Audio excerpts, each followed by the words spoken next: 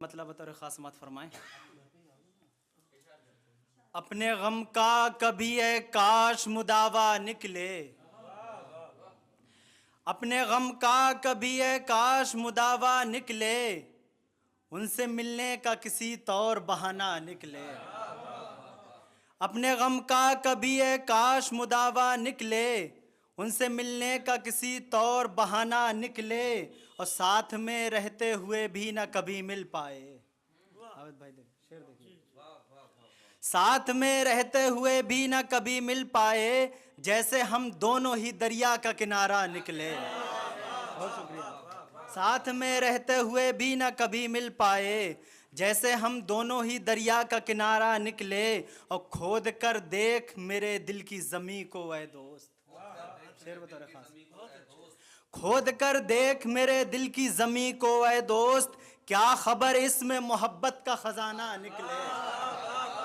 بہت شکریہ۔ کھود کر دیکھ میرے دل کی زمیں کو اے دوست، کیا خبر اس میں محبت کا خزانہ نکلے، اور اس نے جب تیر چلایا تو ہزاروں تھے وہاں۔ شعر بطور خاص۔ اس نے جب تیر چلایا تو ہزاروں تھے وہاں، باوجود اس کے ہمیں اس کا نشانہ نکلے۔ بہت شکریہ، بہت شکریہ، بہت شکریہ، بہت شکریہ، بہت شکریہ۔ اس نے جب تیر چلایا تو ہزاروں تھے وہاں، باوجود اس کے ہمیں اس کا نشانہ نکلے، اور تیرے کہنے پہ چلا آیا ہوں اے دوست مگر۔ شعر دیکھیں۔ تیرے کہنے پہ چلا آیا ہوں اے دوست مگر، جبکہ ممکن ہے کہ اس بار جنازہ نکلے۔ بہت شکریہ۔ تیرے کہنے پہ چلا آیا ہوں اے دوست مگر، جبکہ ممکن ہے کہ اس بار جنازہ نکلے، اور جن درختوں کو کبھی کاٹ دیا تھا تم نے۔ شعر بطور خاص۔ جن درختوں کو کبھی کاٹ دیا تھا تم نے، جانے کتنے ہی پرندوں کا ٹھکانہ نکلے۔ جن درختوں کو کبھی کاٹ دیا تھا تم نے، جانے کتنے ہی پرندوں کا ٹھکانہ نکلے۔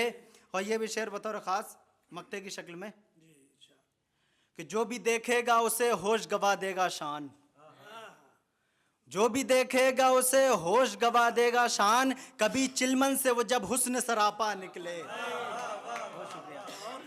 اور ایک غزل اور سماعت کر لیں، بڑی ردیف ہے، اگر میں نے نبھانے کی کوشش کی اور نبھ گئی ہے تو آپ کی داد چاہوں گا سرکار۔ دیکھیے ذرا، کبھی کبھی ایسا ہم نے دیکھا بعض اوقات کہ کچھ شعراء صنعت کے چکر میں یا پھر ردیف کے چکر میں اپنی شاعری جو ہے وہ غزل بھی پوری خراب کر لیتے ہیں۔ میں نے کوشش یہ کی ہے کہ ردیف کو اشعار پہ غالب نہیں آنے دیا بطور خاص۔ اپنے بیمار کا اب اور تماشا نہ بنا، اپنے بیمار کا اب اور تماشا نہ بنا، تو میرے پیار کا اب اور تماشا نہ بنا۔ بہت شکریہ۔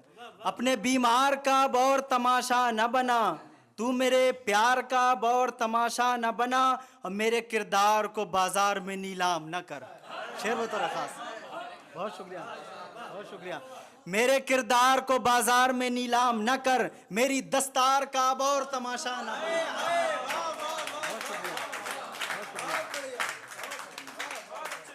بہت شکریہ، بہت شکریہ۔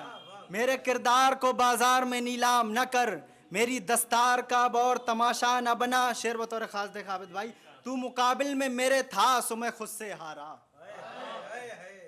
تو مقابل میں میرے تھا سو میں خود سے ہارا، تو میری ہار کا اب اور تماشا نہ بنا۔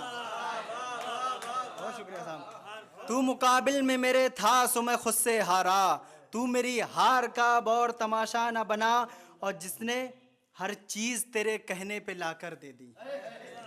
شعر بطور خاص۔ جس نے ہر چیز تیرے کہنے پہ لا کر دے دی، اس کے ایثار کا اب اور تماشا نہ بنا۔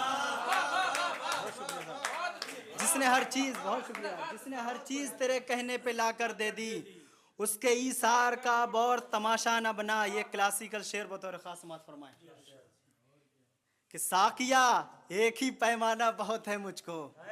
دیکھو بھائی، ساقیہ ایک ہی پیمانہ بہت ہے مجھ کو، اپنے میں خار کا اب اور تماشا نہ بنا۔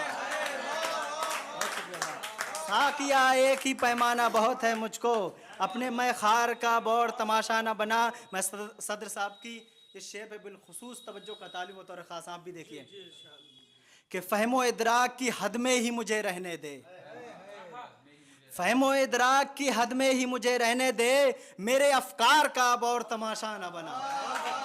بہت شکریہ۔ فہم و ادراک کی حد میں ہی مجھے رہنے دے، میرے افکار کا اب اور تماشا نہ بنا۔ یہ شعر معیاری شعر ہے، واہ واہ واہ۔ بہت شکریہ صاحب۔ اور اس کے بعد جو شعر ہے وہ سمجھدار کے لیے اشارہ ہی کافی ہے، اور شاعری جو ہے وہ اشارے اور کنایے کا ہی نام ہے۔ بطور خاص دیکھیں بھائی صاحب کہ اپنے اجداد کے کردار سے لے کچھ تو سبق، اپنے اجداد کے کردار سے لے کچھ تو سبق، اپنے سالار کا اب اور تماشا نہ بنا۔ بہت شکریہ، بہت شکریہ صاحب، بہت شکریہ۔